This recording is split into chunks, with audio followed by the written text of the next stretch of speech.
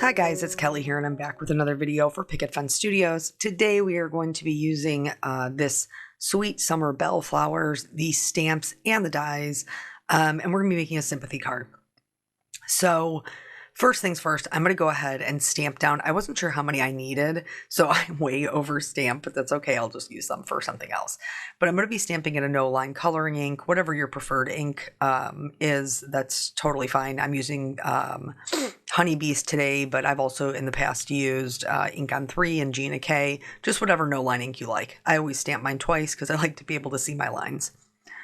So I just straight up, like, this will be a huge time saver, but I just like to be transparent. You guys know that if you watch my channel. This is not my trick. I did not come up with this.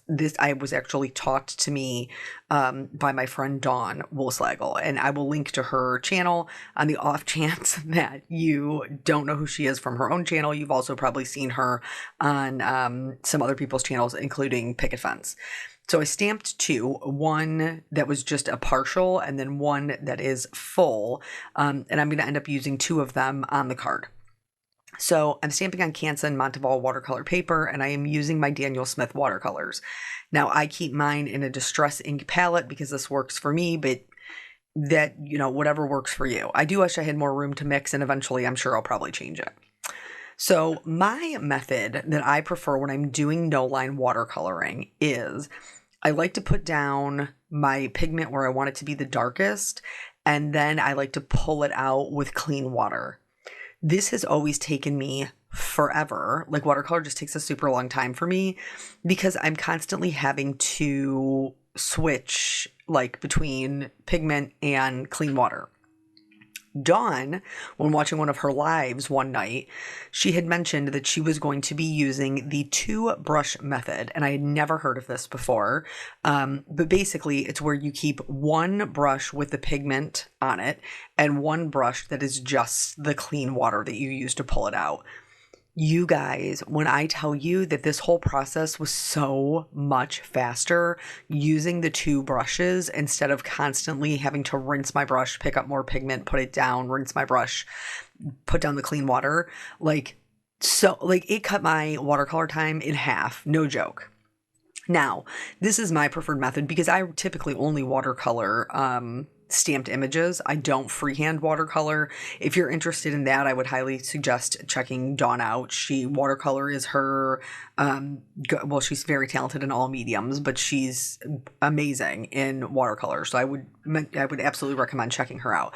But I just typically do stamped images. I don't do too much like freehand. So for these bellflowers, when we're talking about like where we would add the shading, so because they're shaped like bells, that inside portion is typically going to be darker than the outside portion. And in order to make sure that we don't have blobs, when you're doing watercolor like this, you don't want to work next to two areas that are wet because they'll bleed into each other. So that's why you see me doing, like, kind of hopping around and doing a couple of different areas at a time, so that way none of them are touching. I prefer to work with a limited amount of water. Gives me more control. More water equals less control, less water, more control. So as I'm going through and I'm doing this, I'm using very little water and they're drying as I go. So I put down the darker pigment, and then this is just where I want the darkest shadows to be. I'm going to take that second brush with just clean water on it. If I need to blot off the excess water, I do. And then I will take in the water to the pigment. So I start putting down the water at the lightest edge, and then I push that water toward the pigment. Then I just let the water kind of do the work and let it bloom out. You can add more shading to this as long as that area is wet. You can keep dropping in more pigment if you want it to be a darker color, but you don't, once it's dry, then you have to start another layer. So for this one in particular, I did 2 layers. I'm going to show you both of them. And then for the other one, which you'll see just like an end clip of, I only did 1 layer. Now, when I say I only did one layer, what I mean is I only went over it one time. That doesn't mean that I just laid down that pigment, pulled it out, and walked away, because I didn't. A lot of times you'll see me continually going back to areas that are wet and dropping in more pigment. And what I mean by layers is like letting the whole thing dry completely and then going back in and do another layer. That is what I did with this one. With the other one, I did not. These immediately caught my eye when the release first came out. And obviously, like, I had my own illustrated set in the release, so I was super excited to use that. But then I knew that this set would be kind of like my next set that I would use, because I was very excited about them. I think they're super pretty. And there's 2 flowers in this particular set. The other one I think it's a hydrangea. But bellflowers come in all kinds of colors. I chose to go with more of a blue violet. And to achieve that, you can see that I've mixed up some colors. This is a little bit of quinacridone rose, a lot of quinacridone purple, and a little bit of ultramarine blue. Now, I do like adding in other, like layering the colors on top of each other.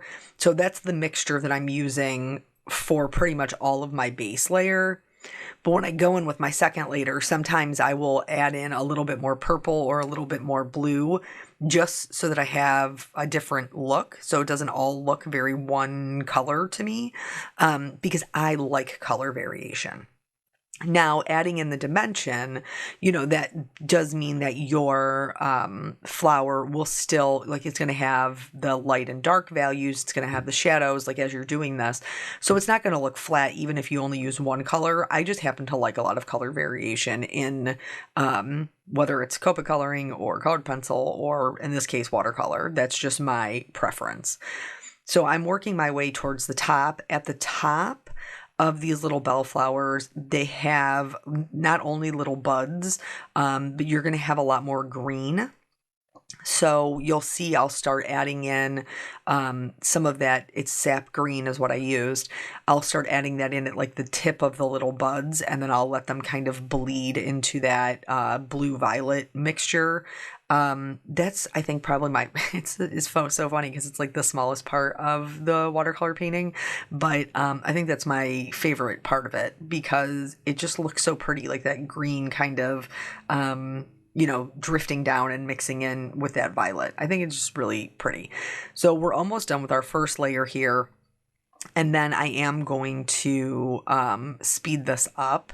In fact, I may already have, honestly, just because even though this cut my watercolor time in half, it is still a long process for me. And especially because we do have that dry time in between where we're trying to avoid working on 2 layers next to each other that are wet. Doing any sort of no line is a little bit of a patience game, because if you're doing it with watercolor, you're not going to use, or not going to paint 2 areas next to each other. But even if you're doing it with colored pencils or with alcohol markers, you still have to go in and kind of map your shadows to begin with, so you don't lose your lines. So anytime we're doing no line coloring, we do have to exhibit a little bit of patience, which honestly, I'm not always 100%. In fact, we had a family get together yesterday for my son's birthday. And my brother-in-law, him and his wife don't have any children. And he was like, so does the patience just like come once you have children? Like, you just, that's just what happens? And my best friend, who is the mother of my goddaughter, who is the same age as my son, she was like, well, she's 10 and I'm still waiting for my patience to kick in. So here, let's talk about a couple of things. So I kind of slowed this down a little bit. I went in, this is my second layer now, and that little lip right there got a little dark. So I rinsed off my brush, and then I dabbed off the excess water, and then I used it as an eraser. So if you go in with a drier brush than your paper, you can actually pull up pigment and remove it to create a highlight. I also left it slowed down for this part because when I was going in and picking up my blue or picking up my purple, my ultramarine blue on my palette is right next to my lunar black. And as I'm starting to pull this color out, I'm very quickly realizing that I stuck my paintbrush right in the black. And it was not the vibe I was going for. It was a little too cool. So in order to erase that boo-boo, I'm going to do the same trick where I rinse off my brush and then pull up the pigment. I lay down more water to get that pigment moving. I let it sit for a second, and then again I use my brush as the eraser to remove as much of that pigment as I possibly can, which is what I did here with all like these two flowers. And then I'm going to go back in now with the correct colors and put that down and pull it out. Does it completely erase it? No. Alternatively, you could go in, put down water, and then blot it up with a paper towel. That will also work to kind of erase that. That's probably one of my favorite things about watercolor is it's so forgiving. Super, super forgiving. So if you do have a boo-boo, there's, almost always a way to fix it. Now, if it already has dried, that gets a little bit more challenging, but if it's still wet, you can fix it almost right away. So you can see as we're moving up the flower, I'm starting to add in some more blues, some more purples, just to get that kind of color variation. That one right there in like the bottom middle is definitely like the bluest one that I put down. And he looks a little out of place because he's so blue comparative to the violet. But that's okay. It makes him more interesting, right? So yeah, I really was happy with the way that this came out. The other thing that I always do with my watercolor, and I think it makes a world of difference, and it doesn't really take too much time, like, when you're trying to get your stamp. For most of us, it's going to be a stamped image, but when you're trying to get your painting to kind of come to life, is you really have to put in those details. So if you're going through and you're adding your shadows, any point where two places meet will be darker, any point where one object lays on top of another will be darker, and then anything that's like kind of concave, like these bellflowers, they're pointing down, so you're going to have more shadows in the middle. And I probably could have even went darker than I did. But that will give you the dimension, but in order to make them look less like blobs, we do need to go back in and add those details. And in order to do that, I do tend to use a smaller brush. I use a smaller brush anyway. Not everybody is that way, but I tend to use a smaller brush, but especially for the details. And this is a number 2 round brush, so it's a very fine brush. And after these are dry, I'm going to go back in with some darker pigment, and I'm going to put in some little lines. The lines, it's important that you're making sure you're following the shape of the flower so that it's going to help give it some direction. And then that detail also kind of helps bring them to life a little bit. The only other detail I added, and it's not in a part of the stamp drawing, and I totally understand why, because it would just be black lines.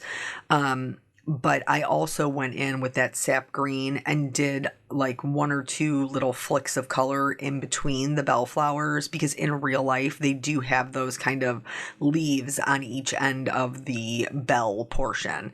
So I just did a little of that to just add some details. This is the second one I've painted, and this one we did not do 2 layers on, we only did 1, and I still think she's just as pretty. She's just a lot softer, which is fine. No 2 flowers are alike. God made us all unique. So going in, putting in those details, and then once these are completely dry, I will die cut them. I did want to do a little bit of a background here that just was like soft and kind of gave the illusion of some more flowers in the background. Wasn't going to overwhelm my painting, but was going to complement it. And so in order to do that, this is another piece of watercolor cardstock. I've wet it completely. And then I'm just going to drop in some of that blue violet color that we mixed up. And I'm also going to drop in some greens. This has a lot of water, so this is going to be moving quite a bit. Watercolors always dry back softer. So if you want it to be seen, you do have to go in a little bit darker than maybe you would normally. But if it gets too dark, remember, you can always blot it up, and you'll see me do that here in a minute. So as I'm kind of mixing this up, getting more of that blue, more of that violet, to put down this darker pigment, I added just a little bit more water to help it move, and then did some spatters. I find the spatters, even though they don't stay this way because everything's really wet, and so they're going to be very fluid, I find it's a really good way to get an organic look in the background by doing the spatters with the blue, violet, and the green. It's going to put them in different areas on the card than maybe I would have painted them.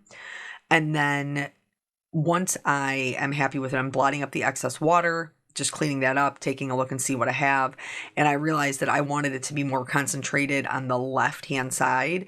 So where it's running to the right, I'm just going to blot it with my little towel, and then that will soften up that area. So I have more color on the left than I do the right, and that's fine because that's where my focal point is going to sit. So here's another little trick. If you don't tape down your paper, I'm very cheap with my paper, and so I always cut it to the size I want it to be, so I don't tape mine down, but it does tend to get warped. So what I do is I put it in that little sleeve that I show you. It's just copy paper folded in half, and I will run it through my die cutting machine a couple of times. Sometimes I even put a shim on top just to make sure that it will flatten it without transferring any color. So now I have my little, are they bluebells? What are we calling them? Little bellflowers. They're cut out with their coordinating die cut, and I just laid them there so I could get the spacing right for my stamp. I don't typically make a lot of sympathy cards, but I am out.